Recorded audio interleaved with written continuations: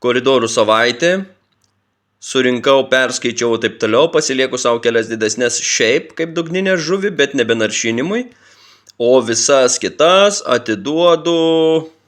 Tai iki savaitgalio turit, jeigu kas norit pasimti tiesiai iš manęs. Kuo skiria žuvis pasimta iš manęs tuo, kad, aš žinau, kaip aš auginau, kaip aš šėriau. Žinau, su ko gyvena, žinau, kad nesirga, žinau, kad antibiotikų nereikėjo, gydymų nereikėjo ir taip toliau. Jau kai pasimsit iš parduotuvės, tai jau čia nebe mano atsakomybė, nes kas su kuo, kur, kaip suleidžia, nežinau. Faina dugninė žuvytė, atspari viskam, ėda nuo dugno, rausė, sanitaras, mėgsta ir gyvą maistą, aišku, bet maitinas ir sausu, ir dugniniam granulėm.